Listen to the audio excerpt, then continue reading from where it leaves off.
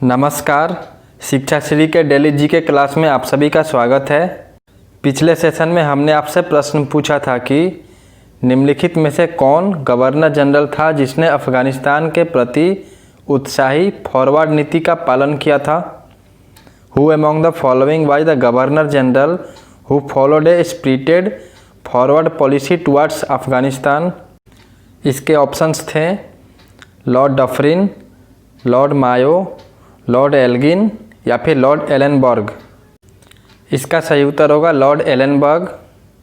अब बढ़ते हैं आज के प्रश्नों की तरफ। पहला प्रश्न है, किसे लोकसभा की गतिविधियों में भाग लेने का हक नहीं है। आज सारे पॉलिटी के क्वेश्चंस हैं, ये स्पेशल जी के क्लास है तो इसमें केवल पॉलिटी के क्वेश्चंस आएंगे। Who is not entitled to take part in the activities of Lok Sabha. Options हैं भारत के नियंत्रक और महालेखा परीक्षक यानी कि controller and auditor general of India, CAG जिसको बोलते हैं। दूसरा ऑप्शन है भारत का महान्यायवादी attorney general of India, solicitor general या फिर भारत के राष्ट्रपति के सचिव। इसका सही उत्तर होगा भारत के राष्ट्रपति के सचिव। The secretary to president of India is not entitled to take part in the activities of Lok Sabha. Bharat के जो राष्ट्रपति के सचिव होता है वो लोकसभा की गतिविधियों में भाग लेने के हकदार नहीं होता है। अगला क्वेश्चन है, लोकसभा में सीटों का राज्यवार आवंटन 1971 की जनगणना पर आधारित है, यह किस वर्ष तक बरकरार है।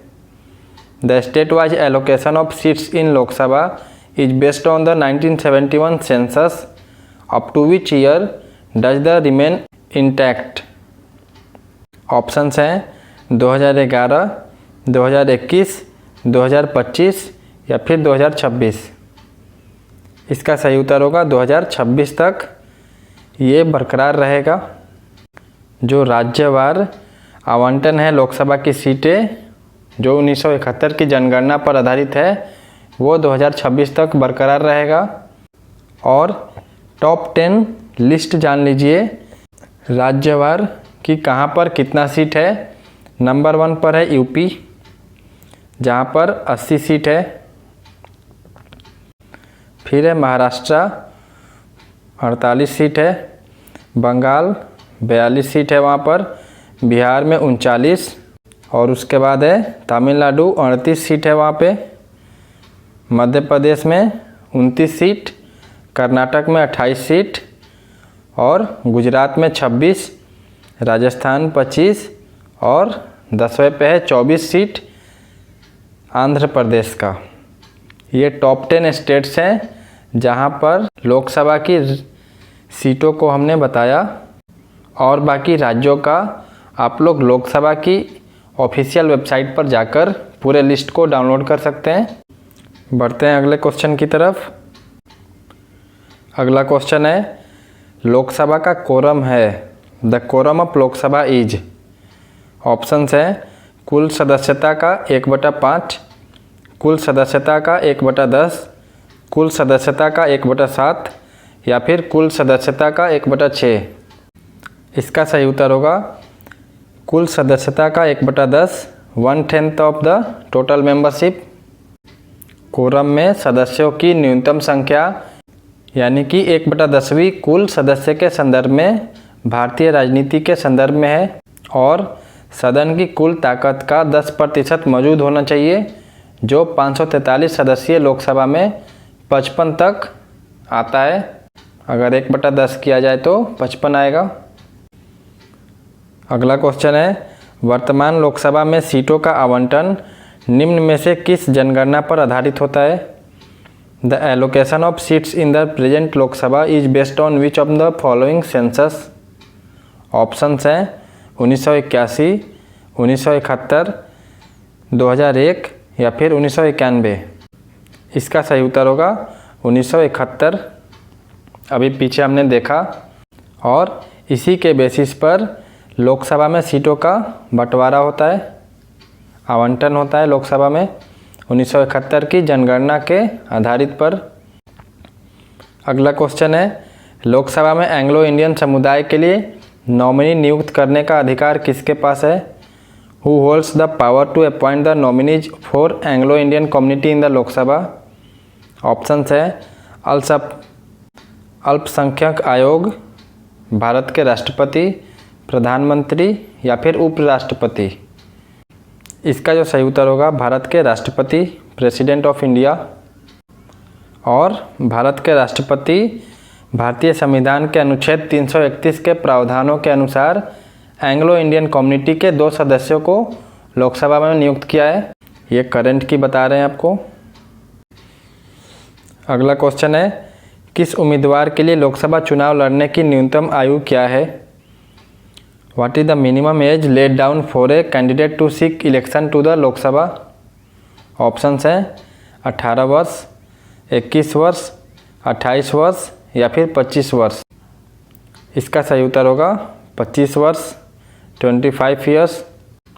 संसद के सदस्य चुने जाने के लिए एक व्यक्ति को भारत का नागरिक होना चाहिए और राज्यसभा के मामले में उसकी आयु 30 वर्ष से कम और लोकसभा के मामले में 25 वर्ष से कम नहीं होना चाहिए, तब जाकर वो सदस्य बन सकता है लोकसभा का। 25 वर्ष होना चाहिए, 25 से ऊपर, और राज्यसभा में 30 वर्ष से ऊपर। अगला क्वेश्चन है, जैसा कि हम सभी जानते हैं कि भारत में बाल श्रम पूरी तरह से प्रतिबंधित है। अनुच्छेद 24 के तहत चाइल्ड शब्द का अर्थ है एक ऐसा व्यक्ति जिसने अभी डैश वर्ष पूरे नहीं किए हैं। As we all know, child labour is totally banned in India according to article 24, but as per the child means a person who has not completed dash. Option है उसकी उम्र के 14 साल, उसकी उम्र के 16 साल, उसकी उम्र के 24 साल या फिर उसकी उम्र के 18 साल। इसका सही उत्तर होगा उसकी उम्र के 14 साल, 14 ईयर्स ऑफ हिज एज।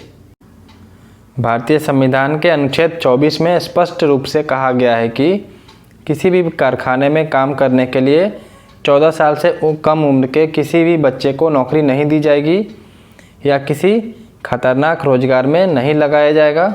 एकदम स्ट्रिक्टली लिखा हुआ है आर्टिकल 24 में। अगला क्वेश्चन है, निम्नलिखित में से किस राज्य में लोकसभा में अनुसूचित जनजातियों के लिए आरक्षित सीटों की संख्या सबसे अधिक है? Which among the following states has the highest number of reserve seat for the scheduled tribe in the Lok Sabha? Options हैं बिहार, गुजरात, उत्तराखंड या फिर मध्य प्रदेश। इसका सही उत्तर होगा मध्य प्रदेश। 2008 में परिसीमन आयोग की सिफारिश के बाद लोकसभा में अनुसूचित जनजातियों के लिए आरक्षित अधिकतम 5 सीटें मध्य प्रदेश राज्य में है।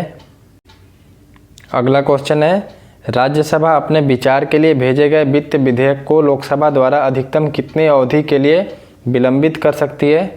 ये सारे क्वेश्चंस बहुत ही इंपॉर्टेंट है, पॉलिटी बेस्ड सारे क्वेश्चंस है आज के जीके क्लास का, तो ये बहुत ही इंपॉर्टेंट हो जाता है यहाँ से। Rajya Sabha can delay the finance bill sent for its consideration by the Lok Sabha for a maximum period of, बताना है। ऑप्शन है 1 वर्ष, 14 दिन, 1 महीने या फिर 28 दिन। इसका सही उत्तर होगा 14 दिन। 14 दिन तक राज्यसभा उसको विलंबित कर सकता है फाइनेंस बिल को। मनी बिल अगर लोकसभा में पास हो जाता है तो उसको राज्यसभा में उसकी रिकमेंडेशन के लिए भेजा जाता है और राज्यसभा को उसे लोकसभा को रिटर्न करना होता है 14 दिन के अंदर।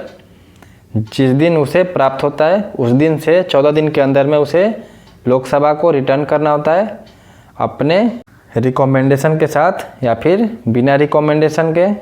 मनी बिल को 14 दिन में वापस राज्यसभा को भेजना होता है। अगला क्वेश्चन है, संविधान ने कितनी भाषाओं को मान्यता दी गई है? How many languages have recognised by the constitution? Option है 18, 22, 16 या फिर 24। इसका सही उत्तर होगा 22, 22 लैंग्वेज। 44 का 1 और आर्टिकल 351 इसमें 22 भाषाओं शामिल है। और कौन कौन से हैं भाषा जो इसमें शामिल हैं 2200, उसके नाम हम एक बार बोलते हैं, ध्यान से सुनिएगा। असमीज है, बंगाली है, बोडो है, डोगरी, गुजराती, हिंदी, कन्नड़, कश्मीरी, कोंकणी, मैथिली, मलयालम, मणिपुरी, मराठी, नेपाली, उड़िया, पंजाबी, संस्कृत, संथली, सिंधी, तमिल, तेलुगु और उर्दू। और इन सभी में से 22 में से सबसे पहले जब संविधान बना था तो 14 भाषा थे, उसके बाद फिर और जोड़े गए और भविष्य में भी जुटेंगे, लेकिन शुरुआत में 14 भाषा थे। अगर क्वेश्चन आए तो 14 पे टिक लगाइएगा। अब बढ़ते हैं आज के अभ्यास प्रश्न की तरफ, जो कि आपको कमेंट सेक्शन में बताना है।